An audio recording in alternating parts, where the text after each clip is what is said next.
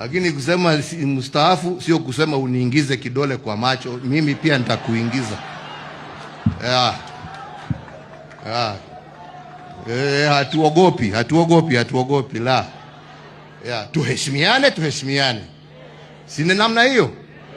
Cyrus aliheshimu wote. Mimi na heshimu chama chake, wale wengine wafanye hivyo.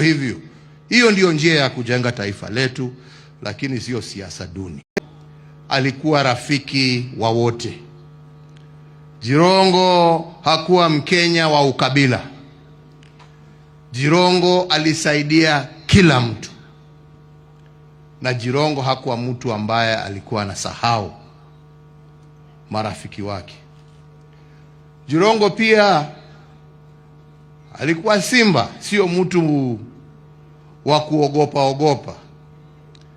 Kama unaweza kupiga picha ya kijana ambaye hata hakuwa amefikisha miaka 30, lakini wanaonana macho kwa macho na mzee Moi, na mzee Moi anaketi na anamsikiliza, mnajua ya kwamba Jirongo hakuwa mtu hivi. He was a man of courage. He was also a brilliant business mind kutoka zamani, na mtu mkarimu ambaye hakuna mtu ambaye alikuwa na wacha nyuma, na akiona shida ilikuwa shida yake pia. Hello Kenyans, we have had the speeches given by different people in the last funeral ceremony of the late Cyrus Jirongo, with very many allegations coming up from different people, giving their own side of their story and what they feel was and will and would happen. But what caught up my ears are the speeches from three people. First is the speech from Sifuna. We'll talk about that later. But I want to talk about the speech of the former president, that is Uhuru Kenyatta. They will talk about the speech of Boni Khalwale.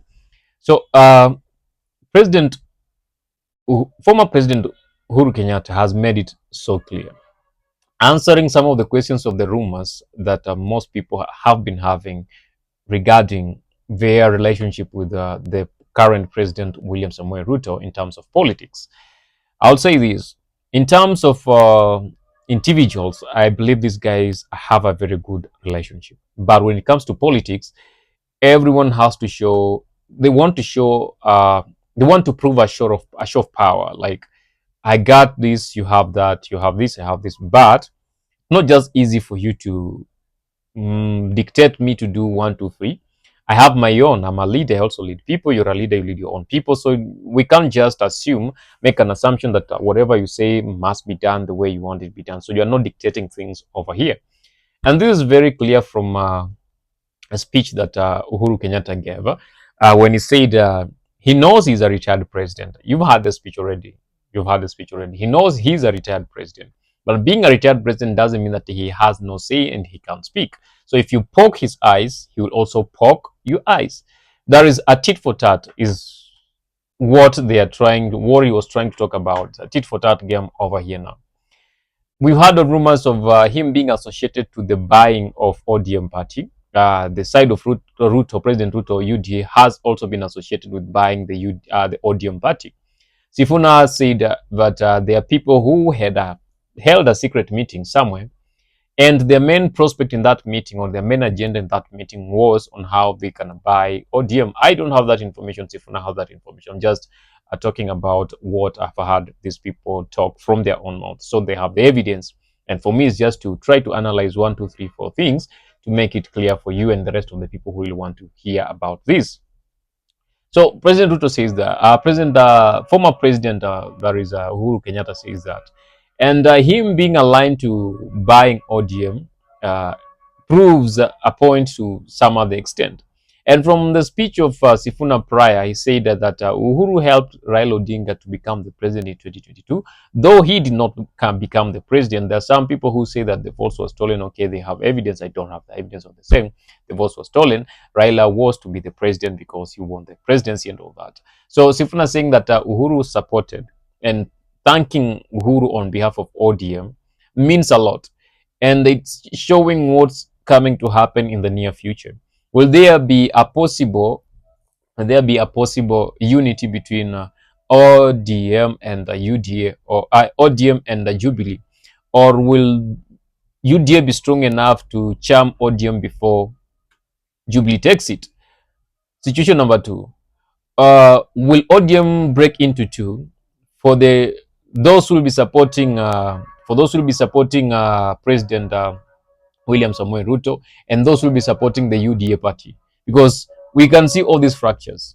We can see all these fractures, and the more we continue listening, the more we continue living and seeing whatever happening, the bigger the gap becomes in ODM, between the two fractures of three parties in ODM.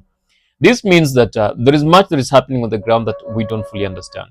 Most have been, President Ruto has not said anything concerning that. For him, he's really preparing himself for the second term.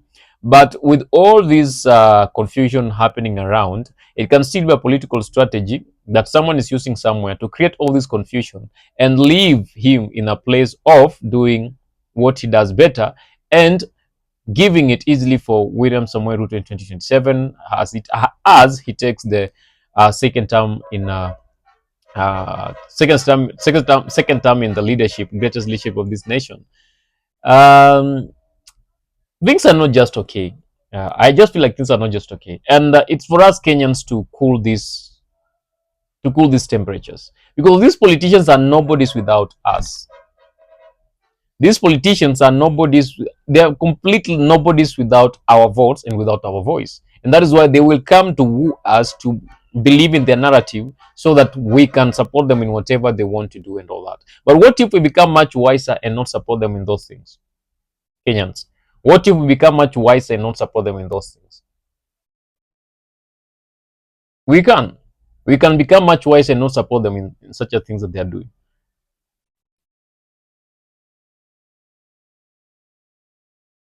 Because it's not adding up. Kwa Kiswahili wanasema fahali wawili wakipigana nyasi ndio humia. Now, literally in politics, when two big wigs in politics are fighting, okay, they are in a short of power, the people who suffer most are the local people, are the citizens of that nation. And this is what's going to happen in this nation.